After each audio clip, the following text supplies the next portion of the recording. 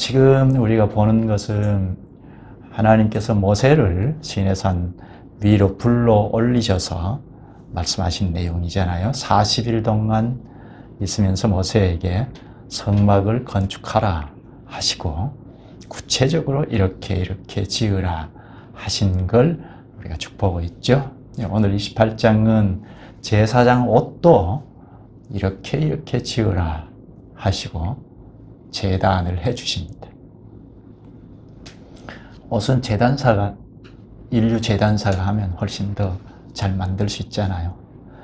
그런데 제사장 옷은 그렇게 만들어서는 안 되고 하나님께서 가르쳐 주신 대로 만들어서 입어야 하나님이 받으시죠.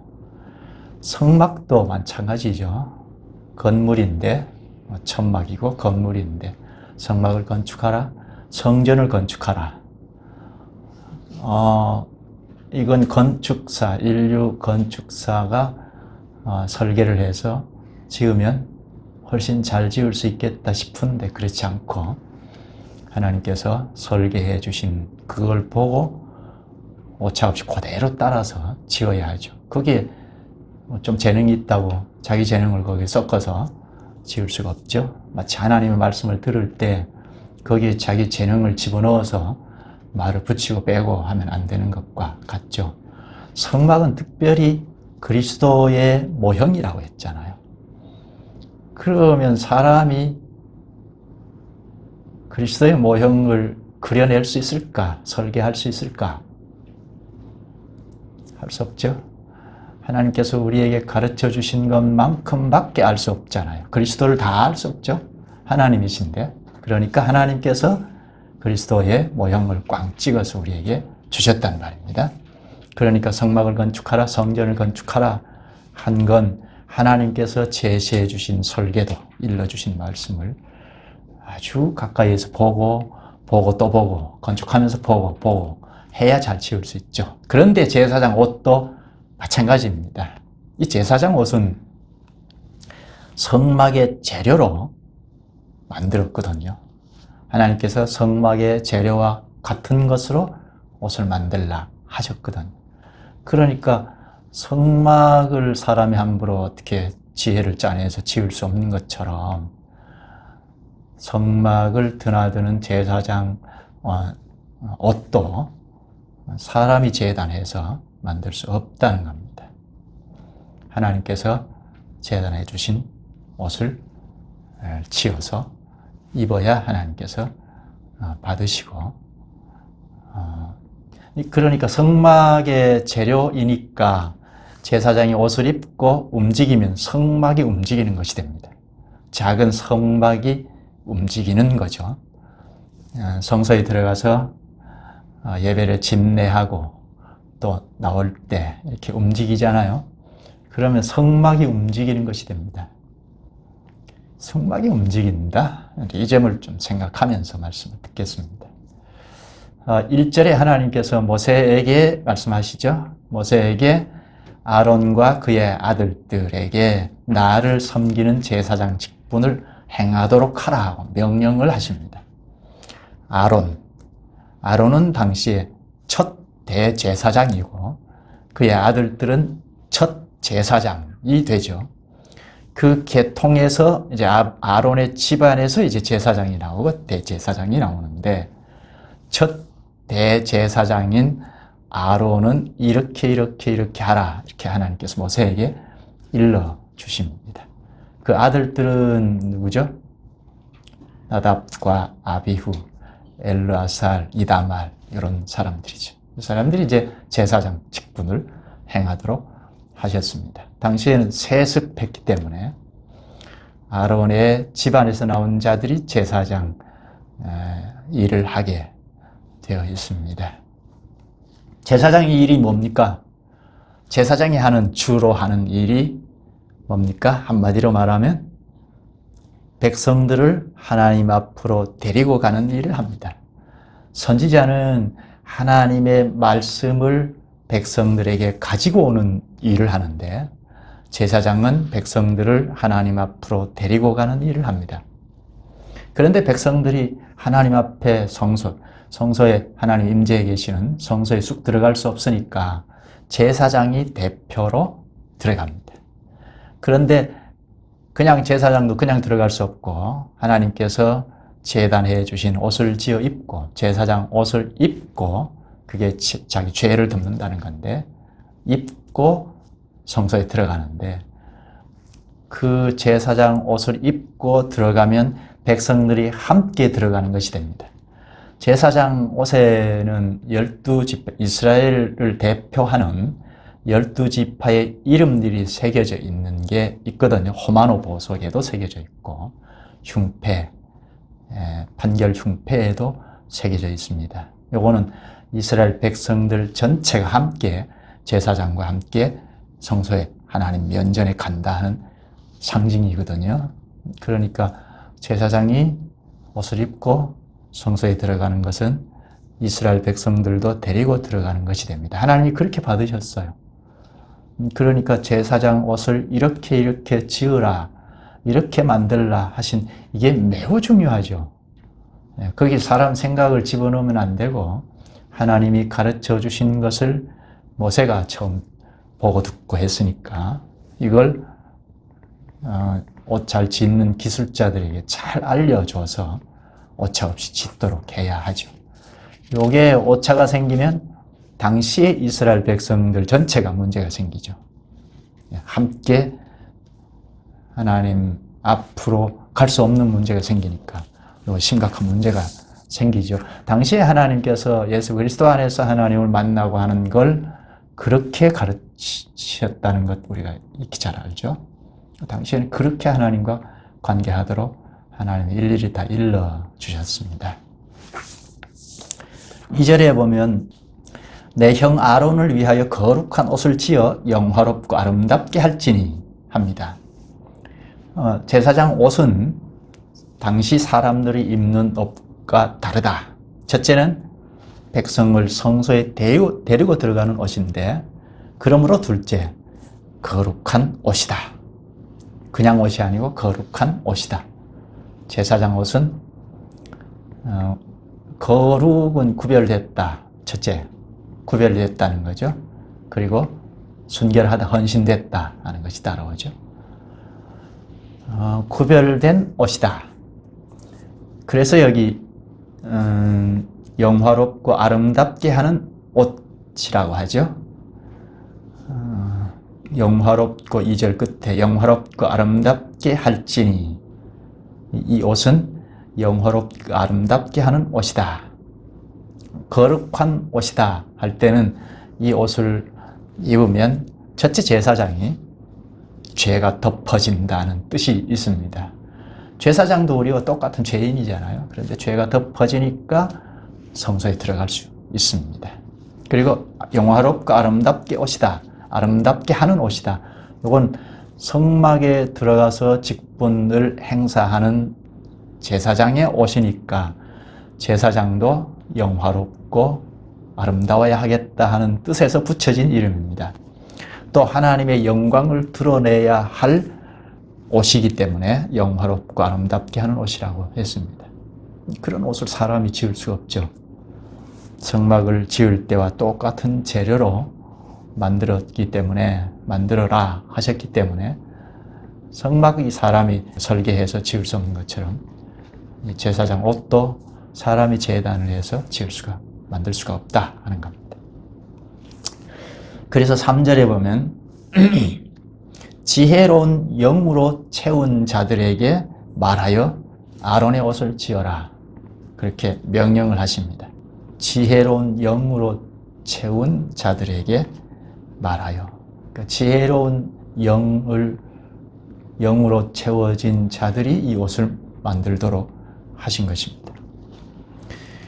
지혜로운 영으로 채운 자들이 만들라. 이건 영화롭고 아름답게 하는 옷이기 때문에 그렇죠. 이 옷을 지어서 처음으로 입을 제사장 위임식에서 관유와 피를 뿌렸습니다. 위임식 할 때 이 제사장 옷을 지어서 처음으로 입을 아론과 그 아들들이죠. 첫 제사 직분을 행사할 사람들이 위임을 해서 직분을 행사하도록 하잖아요. 그 위임식 때 관유와 피를 뿌렸습니다. 레위기 8장 30절을 보면 위임식 때 모세가 제사장 옷에 관유도 뿌리고 피도 뿌렸습니다. 물론 아론에게, 제사장 직분을 행사할 아론에게도 그 아들들에게도 관유와 피를 뿌렸고 그 옷에도 관유와 피를 뿌렸습니다. 요 관유는 올리브유에다가 향료를 섞어서 만든 순수한 기름인데요. 요거는 제사장들만이 관리하도록 했습니다. 특별한 기름이죠. 그리고 피는 말할 것 없이 제물이 되는 짐승을 잡으면 피가 나오는 그 피입니다. 요걸 가지고 제사장들에게 뿌리고 그리고 제사장 옷에도 뿌렸습니다. 요 행위가 성막을 건축하고 행할 때도 관유를 뿌리고 피를 뿌렸습니다. 성막에도 그렇게 했습니다. 당시 기름은 성령을 가리키고요. 여기 직분을 위임할 때 사용하는 기름은 성령을 가리킵니다. 오늘날에도 직분자에게 성령께서 함께 하셔야겠다 하는 그런 위임식 때 그런 이야기를 하는데요. 기름이 그런 뜻이 있습니다. 그걸 잘못 지금 신약 시대에 그대로 사용하는 경우가 굉장히 많죠. 기름 부으심 하고 성령께서 함께 하셔서 직분 이것저것 행하게 하신다는 건데요. 그러니까 기름 부으심이라는 말을 쓰는 것은 좋지 않죠. 구약 시대 때에 성령께서 전면에 나와서 사역하시기 이전 시대이니까 하나님께서 기름을 부으셔서 임명하시고 위임하시고 하셨습니다. 그리고 피는 예수 그리스도의 대속의 피이죠. 그러니까 지금도 피 뿌려가지고 뭘 안 하듯이 기름 부으심 이런 말을 쓰는 것은 모르고 쓰는 거죠. 그러니까 피, 당시 구약 시대의 피는 제물이 되는 피이니까 신약 시대에 예수 그리스도께서 십자가에서 완전한 제물이 되셔서 피를 흘리고 죽으셨지 않습니까? 그러니까 그리스도의 대속의 효력 혹은 대속의 능력을 입는다. 그러면 되겠죠? 여기 관유를 뿌렸다. 이것은 성령의 능력을 입는다. 그렇게 볼 수 있죠? 하늘나라의 직분을 행사할 때는 다 성령의 능력을 힘입어야 해야 하고 또 그리스도의 대속의 효력을 입어서 해야죠. 그렇지 않으면 인간적으로 할 수밖에 없죠. 이걸 제사장 옷에도 뿌렸고 또 성막에도 똑같이 한 겁니다. 제사장 옷을 가만히 보면 제사장 부착물이 상당히 많습니다. 4절에 말하는데요. 볼까요? 그들이 지을 옷은 이러하니 곧 흉패와 에봇과 겉옷과 반포 속옷과 관과 띠라. 그들이 내 형 아론과 그 아들들을 위하여 거룩한 옷을 지어 아론이 내게 제사장 직분을 행하게 하라. 흉패, 에봇, 겉옷, 속옷, 반포 속옷, 관과 띠. 다 우리 시대에는 사용 안 하는 말이죠. 흉패, 에봇, 겉옷. 그리고 제가 28절에 가면 성결의 패를 말하는데 요 네 가지 흉패, 에봇, 겉옷, 성결의 패. 요 네 가지는 대제사장이 성소에 들어갈 때 착용하는 겁니다. 그리고 반포 속옷, 관, 띠. 그리고 42절에 가면 속바지도 말하는데 요거는 대제사장이 성소 바깥에서 일하거나 평소에 입는 착용하는 것입니다. 또 제사장들은 지금 대제사장이 평소에 입는 착용하는 것과 똑같이 제사장들은 요 네 가지 반포 속옷, 관띠, 속바지만 입었습니다. 그러니까 대제사장하고 약간 차이가 있죠. 요걸 좀 더 자세히 보십시다. 조금 어렵지만 한번 짚어보십시다. 6절에서 14절은 하나님께서 에봇을 이렇게 만들라 하십니다. 에봇, 요게 좀 쉽게 말하면 대제사장이 입는 착용하는 옷인데 여기 앞치마 같은 것, 뭐 이렇게 이해하면 좀 쉽겠습니다. 6절에 볼까요? 그들이 금실과 청색, 자색, 홍색 실과 가늘게 꼰 배실로 정교하게 짜서 에봇을 짓되. 에봇이 뭐라고요? 현대로 말하면 앞치마 같은 것, 이렇게 어깨거리에서 앞치마 같은 것, 그렇게 생각하면 좀 쉽겠습니다.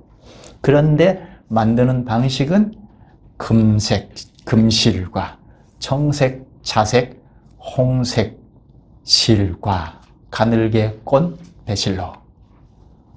많이 들어본 거죠. 우리 앞에서 성소를 지을 때도 이렇게 사용했죠. 성소를 지을 때 이 성막 첫 번째 천장, 맨 안쪽에 천장을 지을 때, 휘장을 지을 때 이렇게 청색, 자색, 홍색 실과 가늘게 꼰 배실로 짜서 천장을 덮도록 했잖아요. 그리고 지성소를 가리는 휘장에도 청색, 자색, 홍색 가늘게 꼰 배실로 이렇게 아름답게 짜서 만들도록 했죠. 그러니까 성막의 중요한 부분의 재료를 가지고 그 방식으로 제사장 옷도 만들었다. 에봇을 만들 때 그렇게 하라 했죠. 그러니까 대제사장은 요 에봇을 착용하면 작은 성막이 되는 거죠. 움직이는 성막이 되죠. 성막의 핵심 부분과 똑같습니다. 그만큼 중요하죠. 그런데 한 가지 좀 다른 것이 있어요. 그루이에요. 성막 천장, 첫 번째 천장에는 그룹이 새겨져 있죠. 그리고 지성소를 가리는 휘장에도 그룹이 새겨져 있죠.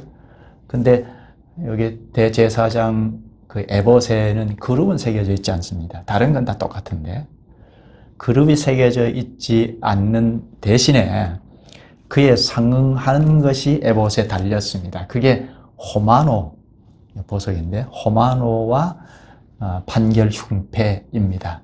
보겠습니다. 호마노 9절에 말하는데 호마노 2개를 가져다가 그 위에 이스라엘 아들들의 이름을 새기되.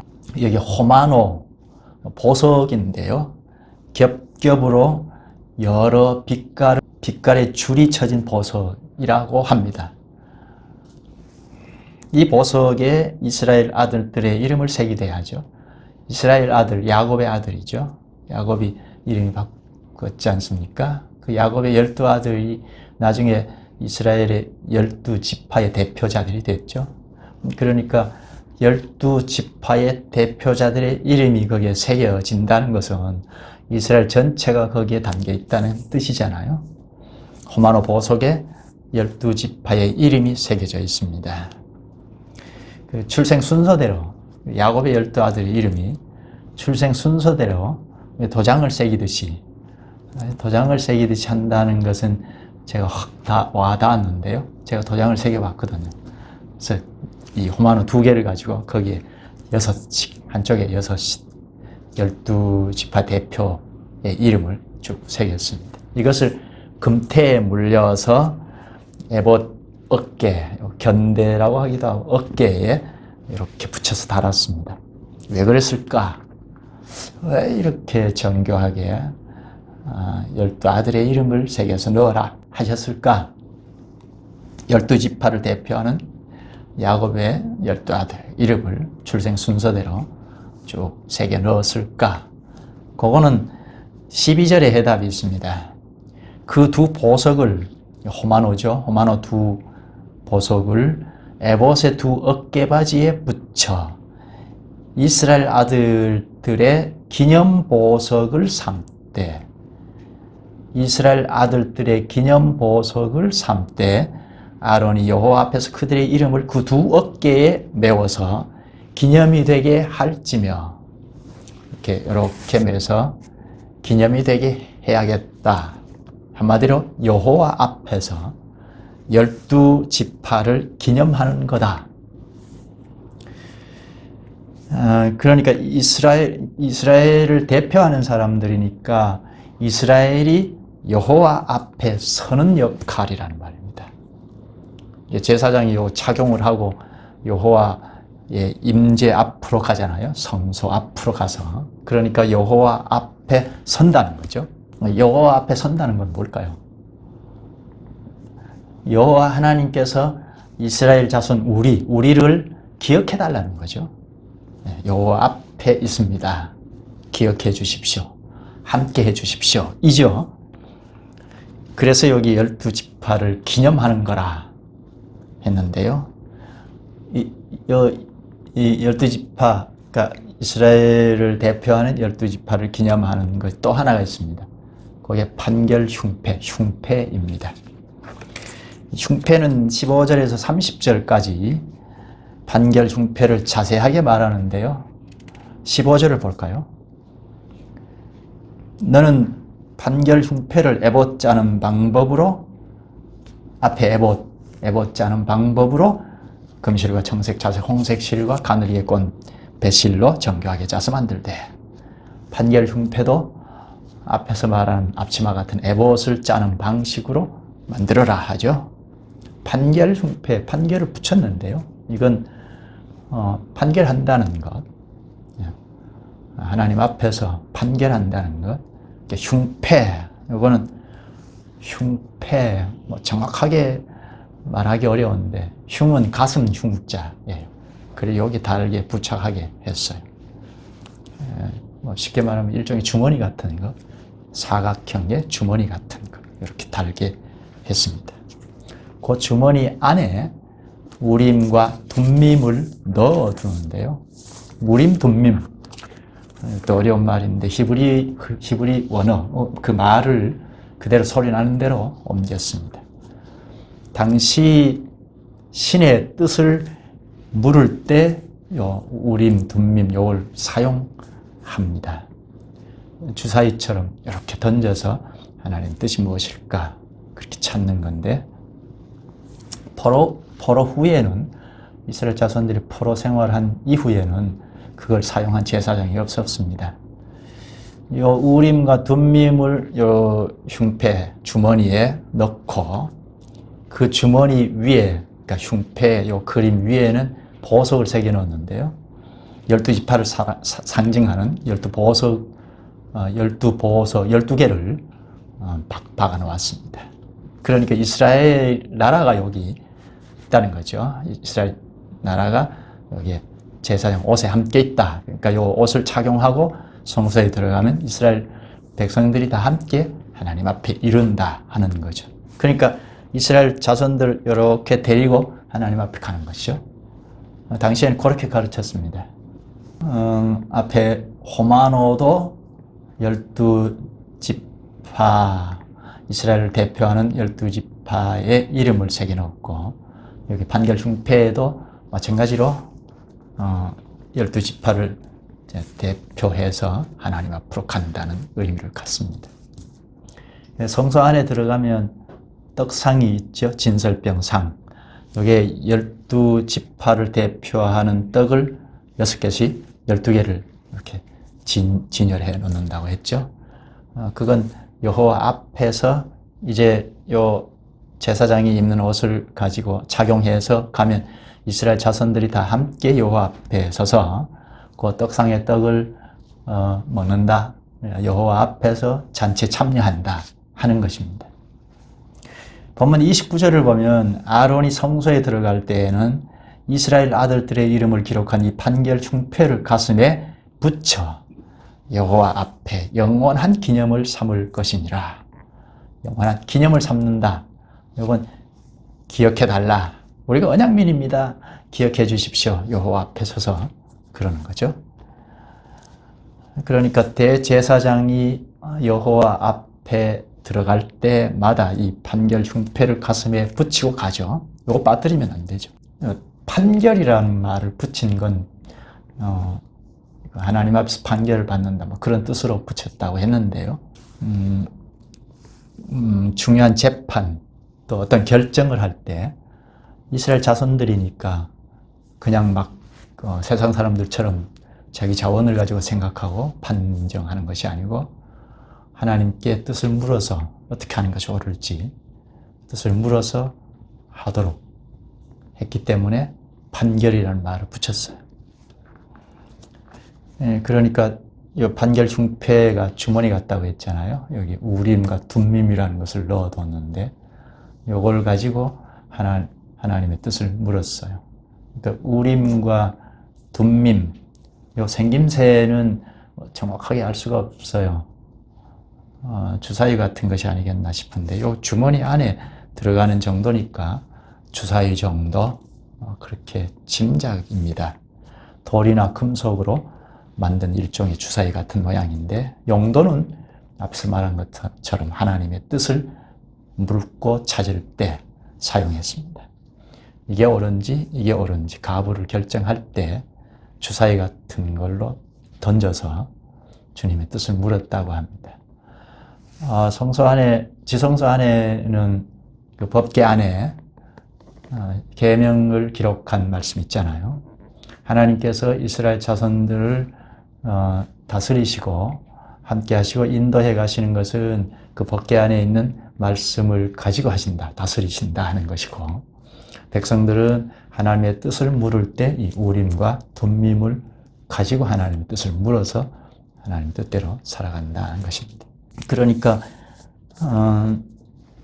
법궤 안에 있는 하나님의 말씀과 우림과 둠밈은 동일한 권위를 가지고 있습니다. 백성들이 우림과 둠밈을 통해서 제사장이 이것이 하나님의 뜻이다, 이것이 하나님의 뜻이다 하는 것을 찾아서 말할 때 그걸 순종해야 하죠. 하나님이 그걸 쓰셨으니까 그 거부하면 하나님의 말씀인 법궤 안에 있는 말씀을 어기는 것과 같이 되는 거라는 겁니다. 그러니까 그만한 권위가 우림과 둠밈에도 있었던 거죠. 지금 우리가 생각하면 좀 아이들이 놀이하는 주사위 놀이하고 비슷한 것 같은데 당시에는 하나님께서 그렇게 이스라엘 자손들을 다스리셨던 겁니다. 그리고 31절에서 35절은 하나님께서 에봇 받침, 맨 먼저 에봇을 이렇게 만들어라 했지 않습니까? 그 에봇 받침 겉옷을 이렇게 만들라 했습니다. 31절을 보면 너는 에봇 받침 겉옷을 전부 청색으로 하되 청색으로 하라. 에봇 받침 겉옷. 에봇은 맨 바깥에 착용하는 앞치마 같은 그 옷이라고 했지 않습니까? 그것을 받추는 겉옷이니까 겉옷인데 에봇 밑에 들어가는 옷이죠. 네. 그래서 에봇 받침 겉옷이라고 합니다. 33절을 보면 겉옷 아래 가장자리 둘레에 석류 모양과 금방울을 달아라 합니다. 석류 모양의 짜가지고 그리고 금방울을 달아라 합니다. 그 옷 가장자리를 돌아가면서 이렇게 돌아가면 그 카톡의 그림을 보시면 좀 이해가 될 텐데요. 겉옷 자락에 돌아가면서 금방울, 석류 모양, 금방울, 석류 모양 이렇게 달게 하셨습니다. 금방울이 문제인데요. 금방울은 소리가 나거든요. 그러니까 제사장이 성소에 들어가서 집례를 할 때 소리 나게 하신 것입니다. 백성들은 성소에 들어갈 수는 없으니까 제사장이 대표로 들어가잖아요. 그럼 제사장이 대표로 들어가서 집례를 할 때 소리가 나면 백성들이 바깥에서 우리의 예배를 받으시구나. 그렇지 않겠어요? 소리가 나지 않으면 큰일 난 겁니다. 우리 예배를 받지 않으셨나. 제사장이 죽었다는 거죠. 그 움직이고 집례를 할 경우에는 우리 예배를 받으신다 하는 것을 알게 하신 겁니다. 그러니까 금방울이 매우 중요하죠. 다 중요한데 이렇게 아주 중요한 걸 착용하도록 하셨습니다. 그 다음에 36절에서 39절은 금패, 관, 속옷을 만들 것을 말씀하십니다. 36절을 볼까요?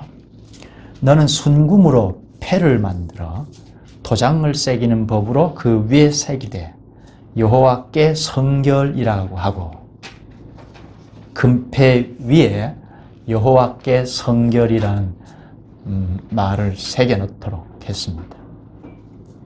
여호와께 성결, 여호와께 성결, 금패를 이렇게 여호와께 성결이라는 금패를 새긴 것을 제사장이 착용하는 관에 이렇게 달게 하셨습니다. 관은 모자, 일종의 모자 같은 것이 아닐까 싶은데요. 관 전면에 앞면에 여호와께 성결이라고 새긴 패를 달게 하셨습니다. 37절을 보면 그 패를 청색 끈으로 관 위에 매되, 모자 같은 관 위에 매되 곧 관 전면에 있게 하라. 이건 제사장이 여호와께 성결됐다, 그런 뜻이겠죠. 하나님이 성결을 보증하신다, 그것도 되겠습니다. 여호와께 성결됐다, 하나님이 성결을 보증하신다. 그러니까 이 백성들을 대표해서 성소를 드나들면서 집례할 수 있던 거죠. 제사장도 우리와 똑같은 죄인인데, 부족한 죄인인데, 하나님 앞에는 도무지 갈 수 없는 죄인인데, 하나님께서 이렇게 착용하는 것을 통하여 인정하시고 용납하시고 받으시는 거죠. 불완전한 사람이지만 하나님이 성결을 보증한다, 그런 뜻이니까 내가 너를 보증한다, 이렇게 가르쳐준 대로 착용하면 성결을 보증한다. 그래서 그 힘을 입어서 성소에 들어가서 백성들을 데리고 들어가서 하나님 앞에 제사를 하도록 하신 것입니다. 39절에는 속옷을 말씀하십니다. 에봇 맨 바깥에 있는 에봇 받침 겉옷, 그 안에 있는 옷, 속옷입니다. 순서를 대충 보면 에봇, 그 다음에 그 안에 겉옷, 여기 이제 속옷인데 겉옷, 그 다음에 반포 속옷, 속옷 이렇게 되겠죠. 40절에서 43절은 제사장이 입는 옷을 말하는데요. 여기 핵심은 대제사장이 입는 옷보다는 좀 상대적으로 덜 화려한 것인데요. 속옷, 관, 띠, 속바지 이렇게만 착용을 했습니다. 요거는 대제사장이 성소에서 나와서 평소에 착용하는 것이라고 했죠. 근데 제사장은 이렇게만 속옷, 관띠, 속바지 이렇게만 착용하게 됐습니다. 속옷은 평소에 입는 겉옷인데요. 속옷이라고 했는데 평소에 이제 입고 다니는 겉옷입니다. 일종의 두루마리 같은 것입니다. 띠는 허리띠 같은 것이고, 또 관은 아까 말한 것처럼 모자 같은 것입니다. 속바지는 42절을 보면 이렇게 허리춤에서 이렇게 하체를 다 가리는 것입니다. 그러니까 제사장 옷은 대제사장 옷보다는 상대적으로 좀 덜 화려한 것입니다. 이것은 대제사장 옷에 준해서 만들었기 때문에 제사장 옷에 대해서는 이렇게 간단하게 말했습니다. 본문에는 주로 대제사장인 아론의 복장에 대해서 구체적으로 가르쳐 주죠. 이 대제사장은 성막 재료로 만든 것을 착용했기 때문에 살아있는 성막이겠다 하는 겁니다. 움직이는 성막 기구와 같은 재료로 만들었기 때문입니다. 에봇, 특히 에봇 같은 건 그렇죠. 에봇에 착용하는 거. 에봇을 지을 때도 정색, 자색, 홍색, 가늘게 꼰 배실로 지었죠. 성소의 휘장과 같은 것으로 지었습니다. 정색, 자색, 홍색 실과 가늘게 꼰 배실로 전장의 휘장도 그렇게 했고 지성소를 가리는 휘장도 그렇게 했는데 다만 그룹만 새겨져 있지 않는 게 제사장의 옷이라고 했죠. 그러나 그룹을 새겨넣지 않는 대신에 그에 상응하는 것이 호마노, 보석, 그리고 판결 흉패라고 했죠. 그러니까 에봇 하나만 생각해도 거기에 착용하는 것을 다 착용하면 움직이는 성막이 된다는 거죠. 이걸 생각하면 당시에는 이렇게 가르쳤는데 성막의 실체가 그리스도이잖아요. 그리스도를 그렇게 가르치는 거죠. 그리스도는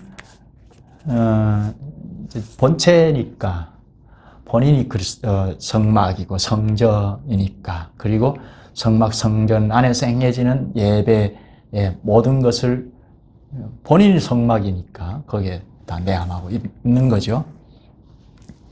그리스도가 완전한 제물도 되시고, 그리고 대제사장도 되시고, 완전한 대제사장, 구약의 대제사장과는 차원이 다른, 그리고 성막도 되십니다.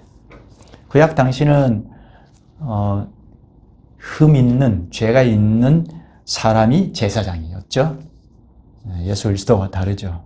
하나님이신 제사장인데 구약에는 사람이 하나님께서 세우셔서 제사장이 된 거죠.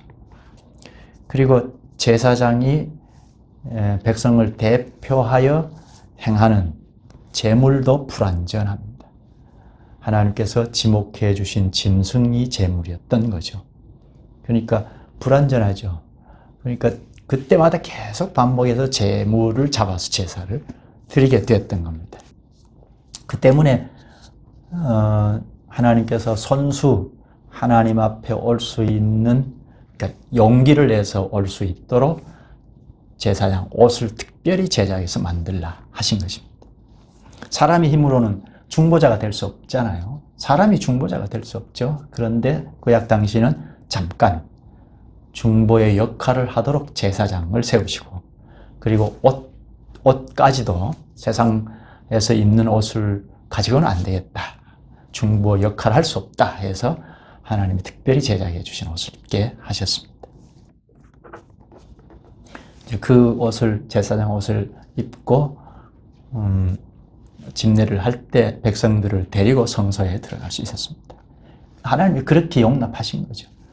그것조차도 하나님이 따지면 안 되는 일이지만, 용납될 수 없는 일이지만, 하나님께서 이렇게 하라 하신 것은 예수 그리스도가 중보자인데 역사 위에 오시기 전이기 때문에 이렇게 끌어당겨서 그리스도를 가르쳐서 그림으로, 모형으로 가르쳐서 그걸 따르면 하나님이 용납하신 것입니다.